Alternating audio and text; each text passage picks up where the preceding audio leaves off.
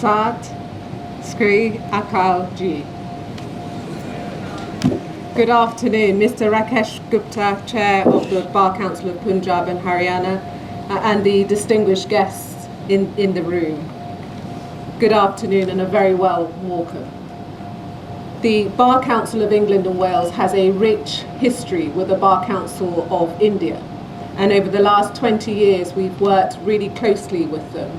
But it's a real pleasure for me to branch out of the mothership, if you like, and to do business with the Bar Council of the Punjab and Haryana. It's a real honour to be here.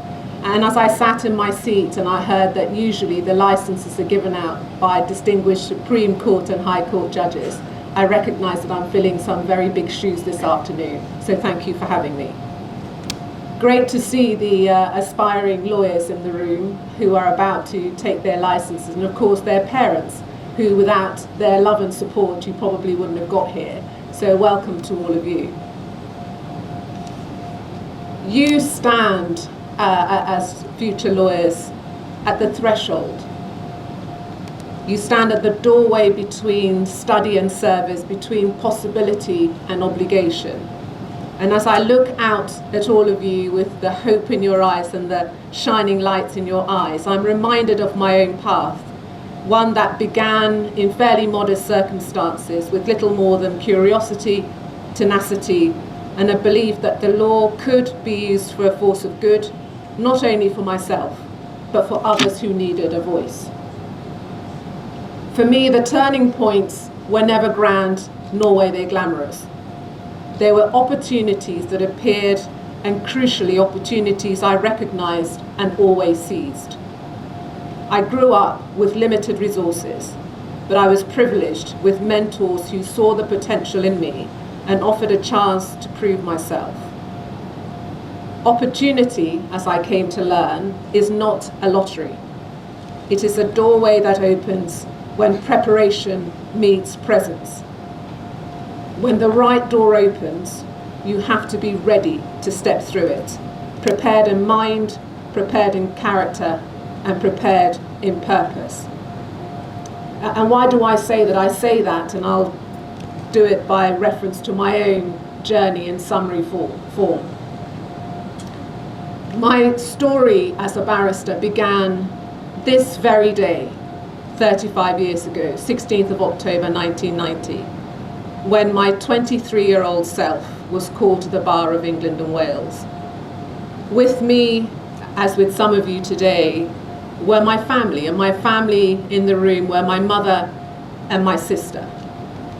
Sadly, my mother is no longer with us, but I know that she would, if she were here, as she was then at that time, be smiling really broadly, a little bit with disbelief that her daughter is standing in the Punjab, representing the Bar of England and Wales on this great occasion.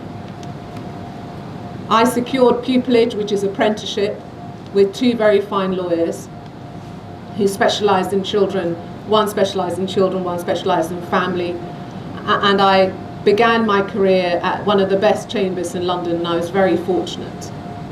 In the very first few years of practice, my focus was on all aspects of family law.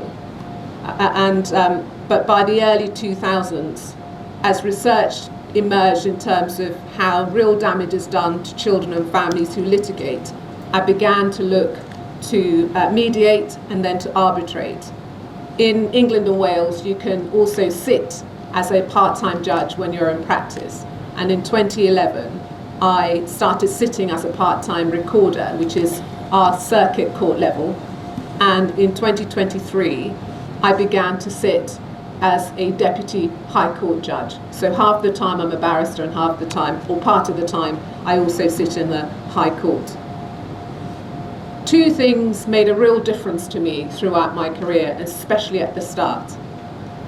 During my pupillage, my apprenticeship, I spent several months in Toronto.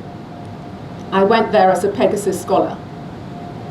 It was there that I met young lawyers who had a very clear plan about their professional development, what steps to take, when to take those steps, and why. The idea that you had to be really intentional about your career path was a revelation to me, and I embraced it from very early on, and it has stood me in good stead throughout my 35-year career. The other thing I learned was the importance of allies and champions. Those solicitors, because we have a split profession, solicitors provide barristers with work for the most part. Those solicitors who were prepared to take a chance on me and instruct me. Those senior members of the bar who were prepared to mentor me, who were prepared to tell other people about me, who shone a light and helped me to see exactly what I could be. And what about my work with the Bar Council? Well, that started in the mid-1990s, and for several years I was on the Professional Conduct and Complaints Committee. We were then looking at the regulation of the profession. When I had my daughter, I stopped doing Bar Council work because I couldn't do everything. I couldn't practice and be a mum and also do Bar Council work, so I stopped doing that for a while. And I came back to the Bar Council in 2018, and in 2020 I was asked to be one of the co-chairs of a race working group. In 2022, I was persuaded to think about being the chair of the bar. And I stood for election in 2023. I was vice chair in 2024. And in this year, 2025, from the 1st of January to the 31st of December, I have been privileged to be the first chair, the 5th woman, but the first chair of colour in England and Wales.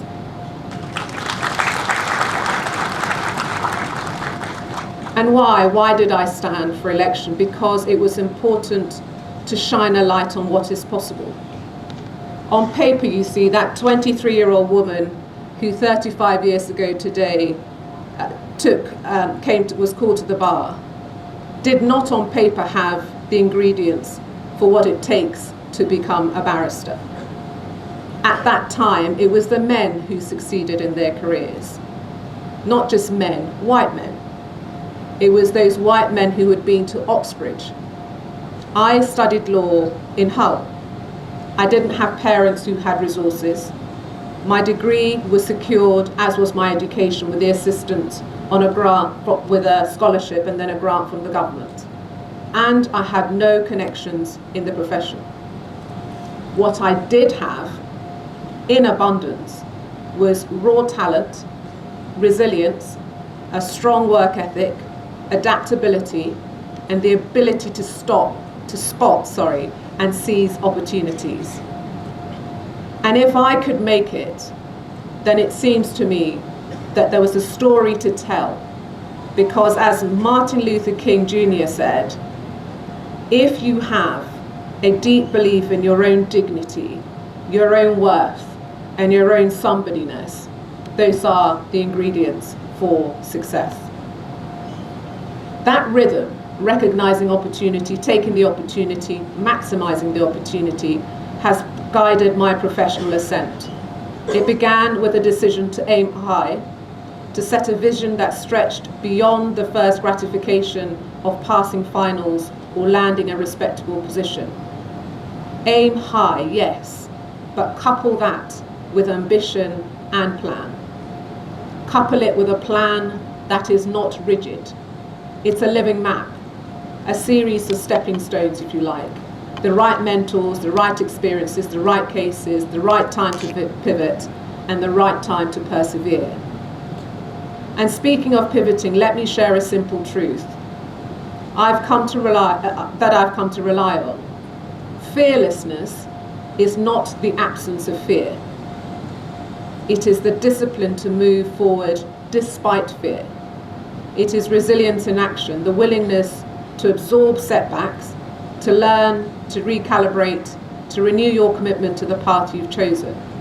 The law, after all, is as much about tenacity as it is about intellect. Each case, each client, each courtroom, these are not just challenges to overcome, they are opportunities to refine your craft and to demonstrate the integrity that the profession demands of you. What about failure? Most of us, because because of the way we interpret failure, misinterpret it. I urge you to reframe failure as feedback, as necessary, informative, and often humbling step to the road to mastery. In the courtroom and in life, failure can illuminate a weakness, reveal an assumption.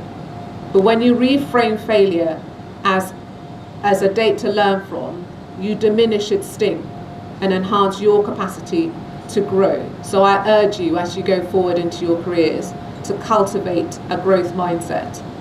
Believe that your abilities can be developed through dedication, strategy and practice. Seek out challenges, solicit feedback, and persist through difficulty. So let me offer you 4 practical commitments that I found essential in sustaining a long and impactful career. Commit to continuous learning and adaptability. The law evolves with technology, society and global change. Embrace lifelong learning. Read widely and seek diverse experiences. The second thing I'd invite you to do is invest in character and ethics. Make them your bedrock. Professional credibility rests on trust.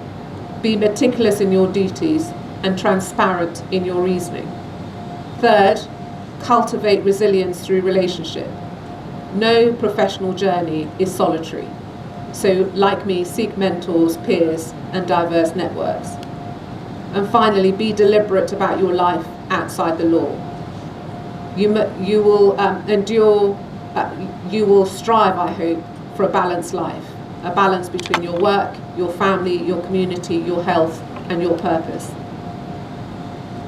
And while today you get your license into a profession that spans borders, I want you to feel both the weight and the warmth of this moment. You carry with you not only the standards of your legal education, but the trust of people who will look to you for fairness, clarity, and courage. So I leave you with a final thought that has guided me through the toughest days. The price of greatness is often the quiet willingness to keep going when no one is cheering you on. And think of the words of Eleanor Roosevelt. The future belongs to those who believe in the beauty of their dreams. And I had a big dream, and I can tell you I'm in the middle of my big dream. I hope your careers are as rewarding as they are demanding, as challenging as they are meaningful, and as bright as the hope that I see shining in your eyes in this moment. Congratulations to each and every one of you and your parents for this remarkable achievement, and welcome to the profession. Thank you. So I will read a few words at a time and you'll say them, and then I'll move on. And you'll start by saying, when I say I, obviously say your name and then the next few words. So I. Your names. Do swear in the name of God. That I will bear true faith and allegiance. To the legal profession. And will uphold its dignity and integrity. I will faithfully and conscientiously discharge my duties as a lawyer. And will not do anything which may lower down the image and the dignity of lawyers' profession. There we are.